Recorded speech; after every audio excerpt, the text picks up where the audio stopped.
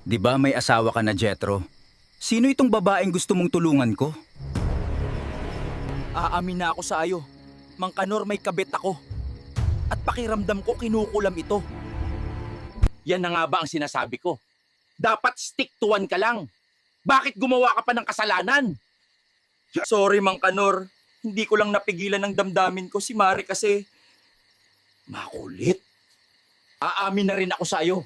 Ang asawa mo, ang nagpakulam sa babaeng sinasabi mo.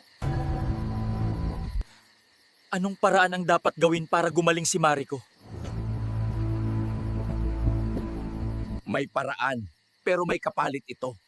Maaaring mapahamak ang asawa mo sa gagawin natin. Anong masamang mangyayari ay tulungan niyo ako, Mang Kanor. Hindi ko alam ang mangyayari. Hindi ko na kontrolado ito. Patawad.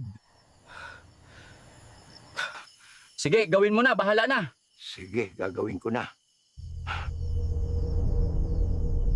Bisa ng kulam mawala. Bisa ng kulam mawala. Bisa ng kulam mawala. Yan, tinanggal ko na ang kulam. Magaling na ang mari mo. Pwede ka na umuwi. Magaling na ako. Magaling na ako.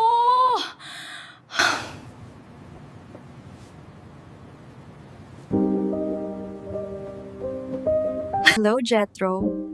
Punta ka na dito sa condo dahil magaling na ako. Jethro, salamat sa tulong mo. Gumaling agad ako. Nandito na ako. Kamusta ka naman? Anong nangyari sa'yo, Elena? Bakit lumaki ang tiyan mo? 2 araw lang akong nawala. Hindi ko alam, Jethro. Pumunta lang ako kay Mang Kanor kahapon. Tapos pagising ko kanina, ganito nakalaki ang tiyan ko. Aamin na ako sa iyo, Elena. Ako ang may kasalanan kung bakit naging ganyan ang tiyan mo. Pinakulam mo pala yung kabit ko, tama ba? Oo, ako ang nagpakulam. Dahil manloloko ka. Binigay ko sa iyo lahat, Jethro, pero niloko mo lang ako. Halika, pupuntahan natin si Mang Kanor. Mang Kanor, anong ginawa mo sa asawa ko? Bakit lumaki ang tiyan niya? Yan ang sinasabi kong sumpa. Dahil sa pagkontra natin sa kulam ng kumari mo. Baka naman may ginawa ka sa asawa ko, Mang Kanor. Ikaw lang ang huling kasama niyan. Wala akong ginawa. Umalis na kayo. Hindi ko kayo matutulungan.